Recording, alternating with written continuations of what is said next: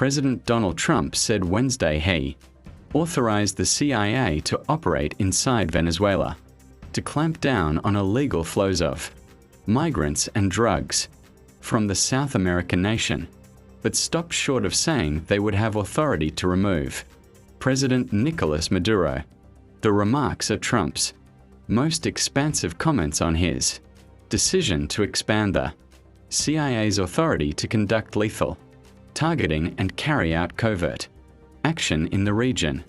The president updated the CIA's authorities around the same time he signed a secret directive ordering the military to begin striking Latin American drug cartels earlier this summer, sources have said.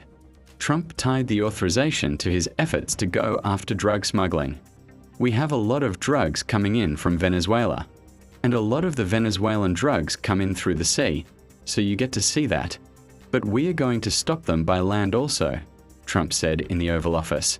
Without saying his aim was to oust Maduro from power, Trump said he felt Venezuela's leaders were feeling pressure. "I think Venezuela is feeling heat. But I think a lot of other countries are feeling heat too. We are not going to let this country, our country, be ruined because other people want to drop, as you say, their worst," he said, referring that countries entered their prisons and mental institutions to send people to the United States.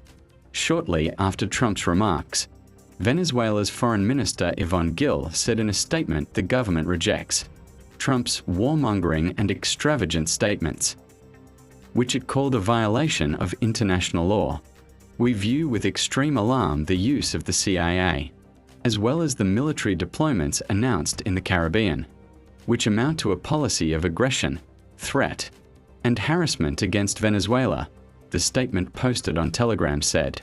Speaking on national television, Maduro further condemned the US for its discriminatory and xenophobic statements, comparing Venezuelans to criminal group Tren de Aragua, which he said had been eradicated in Venezuela.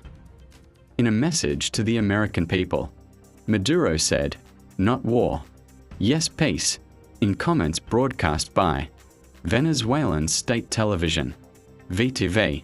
The comments came a day after Trump announced the US military conducted yet another strike on a boat alleged to be trafficking drugs off the coast of Venezuela, killing 6 people on board.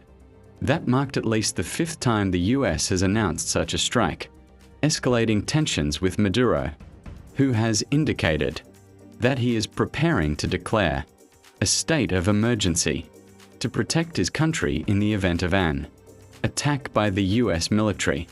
Neither Trump nor his administration have offered evidence that these were drug trafficking vessels, but they have produced a classified legal opinion that justifies lethal strikes against an expansive list of cartels and suspected drug traffickers, according to multiple people familiar with the matter. Pressed by reporters Wednesday on why he did not just use the Coast Guard to intercept narcotic shipments, Trump said that previous efforts over the past 30 years to stop drug traffickers have been totally ineffective and never worked when it was done in a politically correct manner. Some Democrats on Wednesday questioned the legality of the moves, suggesting the president was moving beyond his authority and noting Congress was doing little to stop it. Democratic Senator Peter Welch of Vermont told CNN that Congress was abdicating its responsibility by not doing oversight. "We have asked for, what's the legal basis upon which you're doing this? No answer. So what you have is a situation where the chief executive is making a decision on his own, without any oversight, without any accountability about who gets killed. And that's not an acceptable situation," he said. Republican Senator Rand Paul of Kentucky has also been critical, but others in the GOP have defended Trump. Senator Jim Risch, the top Republican on the Senate Foreign Relations Committee, said Wednesday that Trump is doing exactly what he should be doing. Meanwhile, Venezuelan opposition leader Maria Corina Machado, who was awarded the 2025 Nobel Peace Prize last week, has called for greater U.S. support to stop what she described as a war on her country by Maduro. In an interview with CNN's Christiane Amanpour Wednesday, Machado echoed the Trump administration in calling Maduro the leader of a criminal narco-terrorism structure while asking Trump for greater help in unseating him from power. At least one U.S. military strike in the Caribbean over the last 2 months also targeted Colombian nationals on a boat that had left from Colombia, according to 2 people briefed by the Pentagon about the strikes.